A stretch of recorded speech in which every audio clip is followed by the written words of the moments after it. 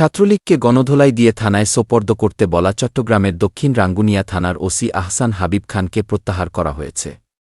অপেশাদার বক্তব্যের জন্য দায়িত্ব নেওয়ার 10 দিনের মাথায় তাকে প্রত্যাহার করা হল।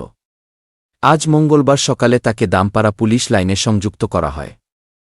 এর আগে গত রোববার সন্ধ্যায় চট্টগ্রামের রাঙ্গুনিয়া উপজেলার শরফভাটা ইউনিয়নে স্থানীয় বিএনপি, যুবদল ও ছাত্রদল নেতাদের সঙ্গে মতবিনিময় সভায় বক্তব্য দিয়ে আলোচনায় আসেন ওসি আহসান হাবিব খান। শরফভাটা উচ্চ বিদ্যালয়ের একটি কক্ষে এ সভার আয়োজন করেন ইউনিয়ন বিএনপির নেতা জাহাঙ্গীর সওদাগর। সেখানে ওসির দেওয়া বক্তব্যের ভিডিও সামাজিক যোগাযোগ মাধ্যমে ছড়িয়ে পড়ে। তিনি ছাত্রলীগের নেতাকর্মীদের গণধোলাই দিয়ে থানায় সোপর্দ করার পরামর্শ দেন। ওসি বলেন, যারা 5 আগস্টের আগে বিভিন্ন মানুষের বাড়িঘর ভাঙচুর করেছে, মারপিট করেছে, দখল করেছে, তাদের গণধোলাই দিয়ে আমার কাছে নিয়ে আসবেন। তাদের ঠাঁই হবে না।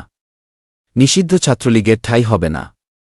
গণধোলাই দিয়ে থানায় সোপর্দ করবেন। তিনি পোশাক পরা অবস্থায় দাঁড়িয়ে বক্তব্য দিচ্ছেন।